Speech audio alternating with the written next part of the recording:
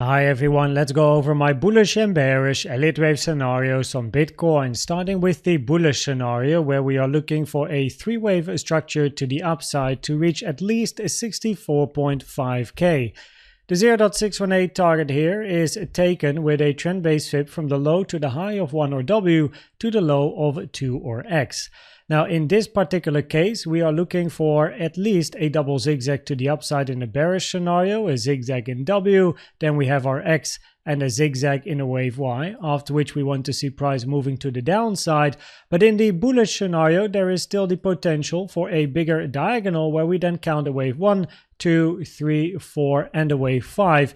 It's just that the price action is similar between a wave Y and a wave 3 as you look for a three-wave move to the upside. So that is the reason why I have a wave 1, 2 and 3 count as well as a W, X and a Y count. And once we then hit resistance and we pass 63k, we can see what happens next. Now at the 0.618 we have some additional resistance here, 64.6k to 65.3k, and the invalidation is of course very clear, 56.1k is not allowed to be broken.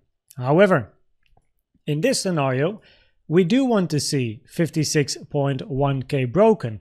Your wave W is the same structure, your wave X is the same structure, but now in your wave Y, you're not looking for an ABC to the upside, but a flat structure, 3-wave A, 3-wave B, 5-wave C. The common target area for your wave B is between the 1.236 and the 1.38 Fibonacci, taken from the start to the end of your wave A, giving you a target between 55.1k and 54.5k.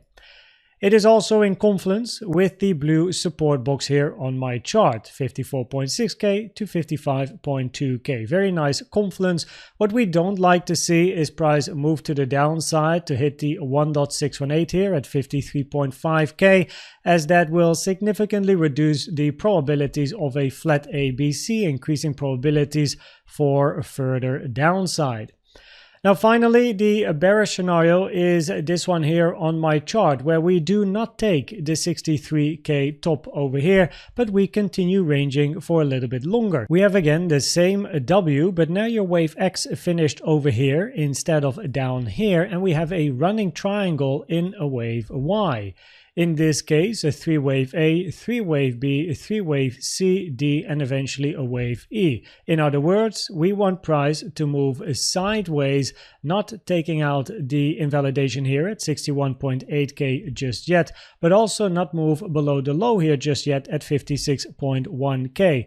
We want price to move up and down in this range, continuous bearish CVD divergences, and then fall towards the downside impulsively, moving towards 49k. Now besides this particular bearish scenario where we want to see continuation of the range before drop, it is at least good to be aware that there might be some sort of a 1-2 or double 1-2 in this range, which basically means an impulse to the downside, 1, 2, 3, 4, 5.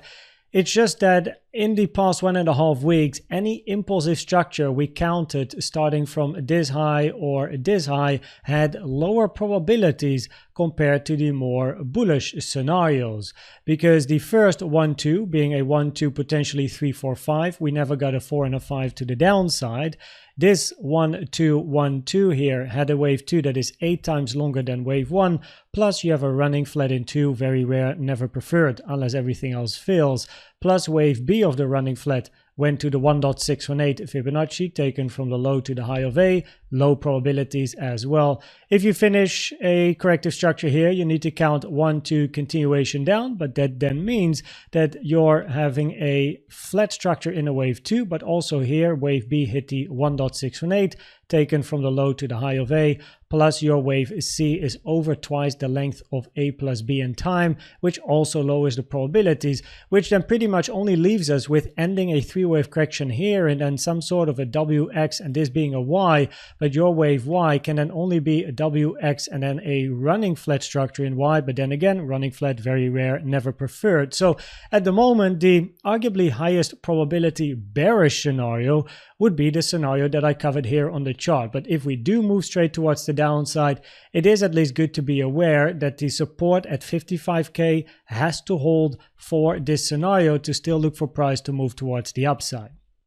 Looking at the CVD divergences, we still have the bigger bullish CVD here. As you can see, higher low in price, lower low on the CVD. The green line is a bullish CVD divergence. The target would be 63k.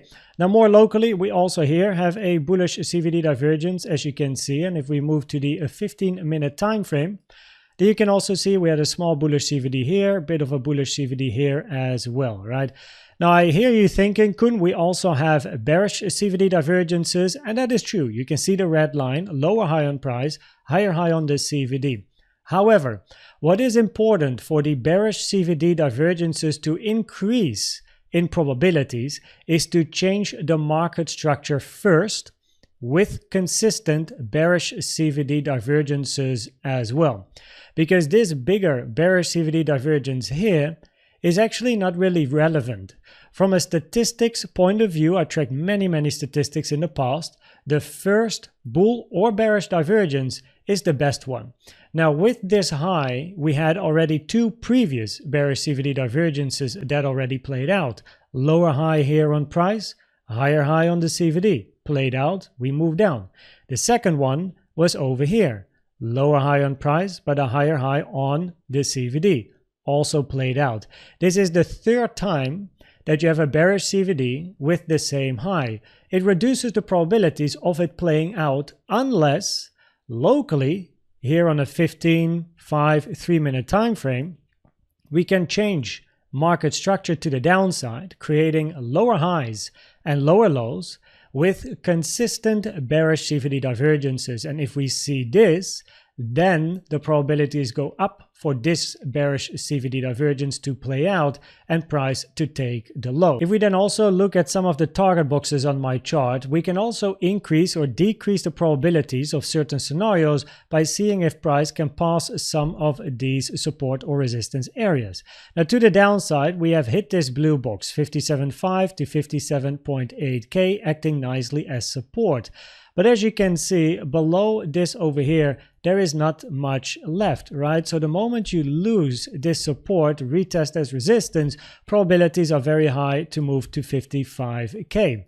To the upside, we have currently hit the weekly naked point of control at 59,150, and above us we have some additional resistance, the blue box here, 59.4k to 59.5k. Above this box we then have the final blue box here, which is sitting between 60.5k and 60.6k. We do have some individual resistance towards the upside. If I open all of my levels, you can see a daily naked point of control at 61.3 and one at 63.1k. It's just that I didn't put a target box there because there's not a lot of extra confluence at these particular areas. It's good to know about the daily naked point of controls, but the blue boxes are most important. And these are some of the support and resistances that I keep an eye on, which also have an influence on the probabilities of the different scenarios. So if we then talk about the probabilities of the different scenarios, then on the 4-hour time frame, the probabilities remain higher to take 63k first, and then on the number 2 spot we have take 49k first. However, the longer price is going to move sideways here with 3-wave zigzag structures, the more we would have to look at a WXY with a triangle in wave Y. It, however, doesn't yet have the highest probability. It is also important to be aware about what to look for if you do move down to 55k. Why? Now, in a most bearish scenario, you dump straight through 55k, and in a more bullish scenario, you are looking for a flat structure, meaning you want to see proof of support. Therefore, observing the reaction is incredibly important. Waiting for a range to get some structure over here, price to move upright, market structure changes, CVD flips from resistance into support, use some other tools, and then make a decision. Of course, we are not yet at 55k, but preparation is the key to success. And if you would move to the downside, then I would be very patient and very observing to see if we can get some signs of strength, looking at the tools that I like to use the most. I hope that this video was helpful or valuable to you. Please check out the brand new complete Elliott Waves Guide playlist I've made that shows you all you need to know about Elliott Waves. Thanks for watching and subscribing, and I'd like to see you at the next one. Bye bye.